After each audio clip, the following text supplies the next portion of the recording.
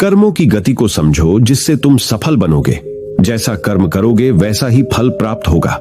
ये कहावत हम सबने बहुत बार अपने जीवन में सुनी होगी, लेकिन क्या सच में आप दिल से मानते हैं कि अच्छे कर्मों का फल अच्छा ही होता है?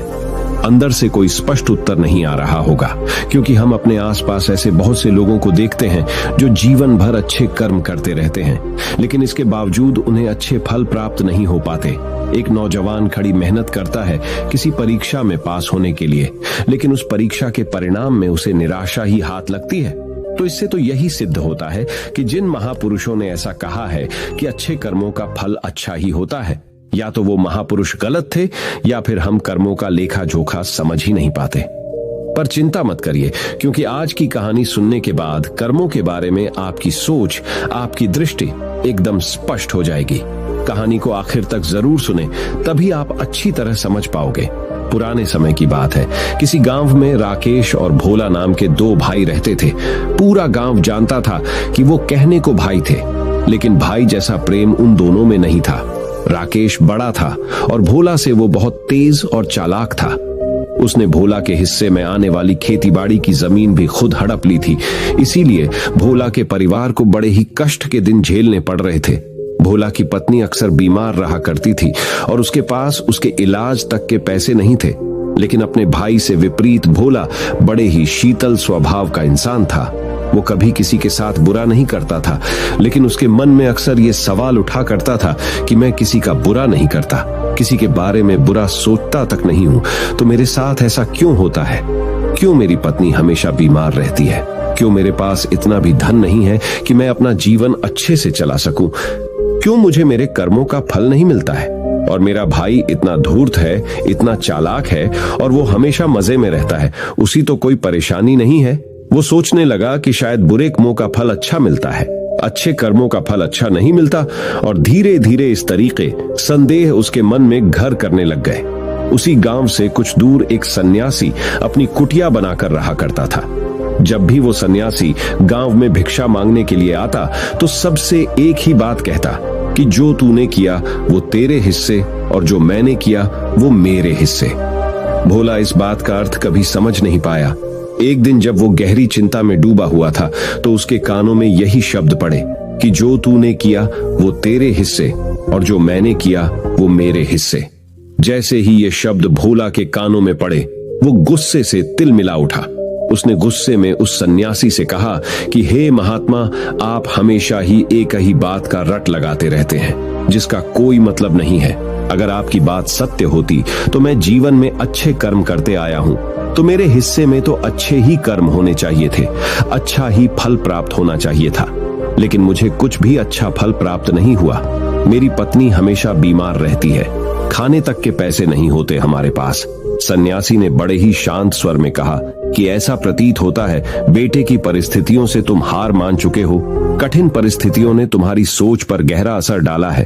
बुरे समय में तुम्हारी सोच भी बदल कर रख दी है। तुम्हें काम करना, आज संध्या समय कुछ फल लेकर मेरे आश्रम में आना, फिर मैं तुम्हारे सारे सवालों के जवाब दूंगा। और ये कहकर वो सन्यासी अपना भिक्षा पात्र लेकर अगले घर की तरफ निकल जाता है। संध्या के समय भोला ने कुछ फल खरीदे और गांव से दूर उस सन्यासी की कुटिया की तरफ निकल पड़ा। जैसे जैसे वो रास्ते पर आगे बढ़ रहा था, उसे अथाह शांति का अनुभव हो रहा था, क्योंकि रास्ता गांव से दूर था, इसीलिए उसमें कोई हलचल नहीं थी। बस रास्ते में जगह जगह कुछ लंगूर और बंदर दिखाई दे रहे थे। भोला के मन में आया कि वो कुछ पल उन बंदरों और उन लंगूरों को खिला दें, लेकिन फिर उसने सोचा कि अगर मैं फल लेकर सन्यासी के पास नहीं गया तो मेरे सवालों के जवाब मुझे नहीं मिलेंगे। इसीलिए बंदरों से वो फल बचाता हुआ उस सन्यासी की कुटिया तक पहुंचा। जैसे ही भोला उस कुटिया में पहुंचा, वैसे ही सन्यासी बोल पड़ा, अगर मन में था तो ये फल खिला क्यों नहीं दिया बंदरों को? ये सुनकर भोला आश्चर्यचकित रह गया। सन्यासी को कैसे पता चला कि उसके मन में बंदरों को फल खिलाने की इच्छा उठी थी? उसने पूछा कि महात्मा, आपको कैसे पता है कि मैं बंदरों को फल खिलाना चाहता था? सन्यासी ने बड़े ही शांत स्वर में कहा कि जरूरी यह नहीं है कि मुझे कैसे पता चला। हम तो सन्यासी हैं, सबके मन की बात पढ़ लेते हैं। जरूरी ये बात समझना है कि जिस तरह एक बछड़ा हजारों गायों के बीच अपनी मां को ढूंढ लेता है, उसी प्रकार कर्म अपनी कर्ता को ढूंढ ही लेता है।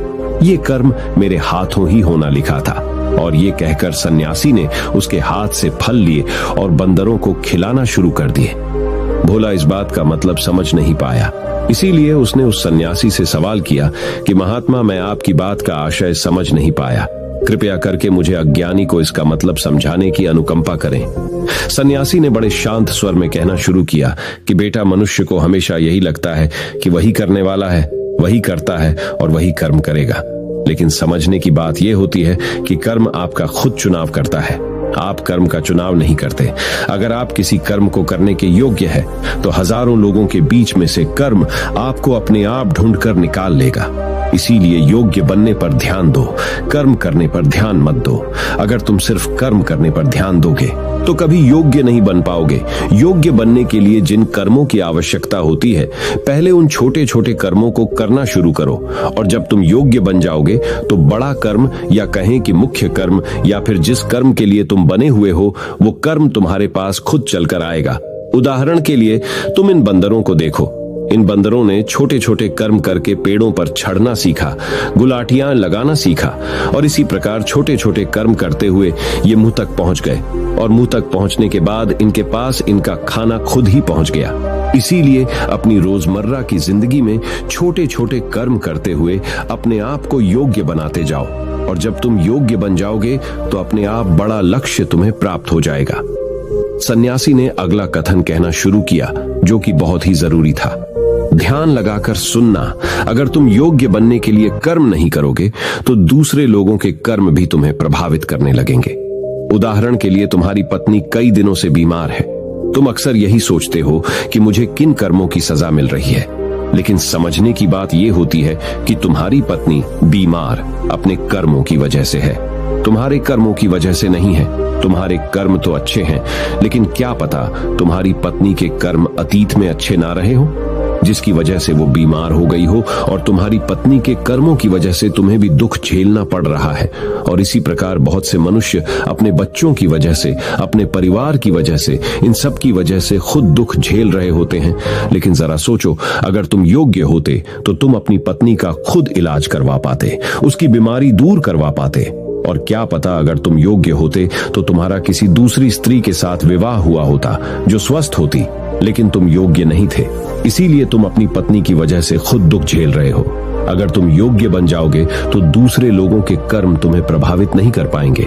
सन्यासी ने भोला को चेतावनी देते हुए कहा कि याद रखना, भोला आपको वो नहीं मिलता जो आप चाहते हो, बल्कि वो मिलता है जिसके आप योग्य हो। इसीलिए अपनी योग्यता को बढ़ाने पर काम करो, उसके लिए कर्म करो। कर्म का फल पाने के लिए कभी कर्म मत करो। भोला ने सन्यासी से हाथ जोड़कर एक सवाल पूछा कि महात्मा, मुझे यह बताने की अनुकंपा करें कि मैं अपनी योग्यता किस प्रकार बढ़ा सकता हूं ताकि मेरा मुख्य काम मुझको खुद ढूंढ सके। सन्यासी ने बड़े ही शांत स्वर में कहना शुरू किया कि बेटा, इसके लिए बड़े ही सरल उपाय होते हैं। सबसे पहला उपाय है कर्म करके भूलते जाओ। तुम जो भी कर्म कर रहे हो, अपने योग्य बनने के लिए उस कर्म को करने के बाद भूल जाओ। ये मत सोचो कि उससे तुम्हें क्या प्राप्त हुआ। इसीलिए कहा जाता है कि कर्म करो, फल की चिंता मत करो। अगर तुम फल की चिंता करोगे तो वास्तविकता में तुम कर्म कर ही नहीं रहे होंगे। अक्सर मनुष्य की पीड़ा का ये एक बहुत बड़ा कारण होता है। वो सोचता है कि मैं कर्म तो अच्छे कर रहा हूं, लेकिन मुझे फल प्राप्त नहीं हो रही, और यही पीड़ा उसके मन को ठेस पहुंचाती रहती है, उसको अपने लक्ष्य से भटकाती रहती है। किसी कर्म को करने के बाद अपना आकलन जरूर करें, लेकिन फल की चिंता न करें। भोला ने सन्यासी से सवाल किया कि महात्मा, हम अपना आकलन कैसे कर सकते हैं? सन्यासी ने उत्तर दिया कि बेटा, जब भी तुम कोई काम पूरा करते हो तो काम पूरा करने के बाद खुद से ये सवाल पूछो कि क्या इस काम को करते समय तुम्हारा ध्यान इसी काम पर टिका हुआ था? ये तुम्हारा ध्यान कहीं और भटक रहा था। इस तरह तुम खुद का आकलन कर पाओगे कि तुम कितने ध्यान के साथ उस काम को कर रहे थे, और जितने ध्यान से तुम किसी कर्म को करोगे उतनी ही तुम्हारी योग्यता बढ़ती जाएगी। और अगर तुम यूं ही बस पूरा करने के लिए किसी कर्म को करते रहोगे तो उस कर्म से तुम कभी भी योग्य नहीं बन पाओगे। वो कर्म तो पूरा हो जाएगा, लेकिन उसका फल तुम्हें प्राप्त नहीं होगा। इसीलिए आप ना आकलन इस प्रकार करो कि तुम्हारा ध्यान वहां पर टिका हुआ था या नहीं था, या तुम्हारे विचार तुम्हें कहीं भटका ले गए थे, और कोशिश करो कि तुम्हारे विचार अगली बार जब तुम ये कर्म करो तो उसी कर्म पर टिके रहे, इधर उधर दूसरी बातों में भटके ना। भोला ने इस पर एक सवाल पूछा कि महात्मा, जब भी हम कोई कर्म करते हैं तो हमारा मन विचारों से ग्रस्त हो जाता है, वो तरह तरह की बातें सोचने लगता है, तो हम किस तरह अपने मन को एक ही कर्म पर टिका कर रख सकते हैं? इसके लिए कोई उपाय बताएं। सन्यासी ने इसका उत्तर देते हुए कहना शुरू किया कि बेटा, जब भी तुम किसी कर्म को करते समय अपना पूरा भाव उसमें डाल देते हो तो तुम्हारे विचार उसी कर्म पर केंद्रित रह सकते हैं। पूरे निष्ठा, प्रेम और सद्भाव के साथ किया गया कर्म तुम्हारे विचारों को इधर उधर नहीं भटकने देता। विचार तभी तुम्हें दूसरी दिशाओं में बहा कर ले जाते हैं जब तुम उस कर्म को पूरी निष्ठा के साथ नहीं करते, उसमें पूरा प्रेम नहीं डालते, उसमें पूरा भाव नहीं दिखाते। जब ये तीनों चीजें तुम उस कर्म में डाल देते हो तो स्वाभाविक रूप से तुम पूरी तरह उस कर्म में सम्मिलित हो जाते हो और तुम्हारा मन और मस्तिष्क एक ही जगह पर टिका रहता है। सन्यासी ने अपनी बात खत्म करते हुए कहा कि अगर कोई इंसान, कोई मनुष्य इन उपायों का सही तरीके से इस्तेमाल करता है, उनका पालन करता है, तो वो किसी भी कर्म के लिए अपने आप को योग्य बना सकता है। और एक बार अगर वो योग्य बन जाता है तो उसी बछड़े की भांति उसका कर्म उसे अपने आप ढूंढ लेता है। भोला को कुछ फलों के बदले जीवन भर का ज्ञान मिल चुका था, उसे स्पष्टता मिल चुकी थी, उसके सारे मन के सवाल खत्म हो चुके थे। उसने सन्यासी को प्रणाम किया और वहां से अपने घर के लिए निकल पड़ा। रात हो चुकी थी और रास्ते पर अंधेरा छाया हुआ था। वो इन बातों के बारे में विचार करता। इसी प्रकार वचन की भी बात है। एक व्यक्ति दूसरे को मूर्ख या बेवकूफ कह देता है तो झगड़ा हो जाता है, परंतु एक पिता अपने पुत्र को मूर्ख या बेवकूफ कहता है तो कुछ नहीं होता, कोई बुरा नहीं मानता। इसीलिए कहा गया कि मन ही प्रधान है। यदि तुम बुरे मन से बोलते हो या कुछ करते हो तो दुख वैसे ही पीछे चलता है जैसे बैल के पीछे गाड़ी का चक्का, और यदि निर्मल मन से बोलते या करते हो तो शांति वैसे ही पीछे चलेगी जैसे व्यक्ति के पीछे छाया। कर्म राग और द्वेष के जनक हैं। हमारे मन की अनचाही होती है तो द्वेष उत्पन्न होता है, और मनचाही होती है तो राग। इस राग द्वेष हुआ अपने घर की तरफ निकल पड़ता है। तो दोस्तों, आपको आज की कहानी कैसी लगी?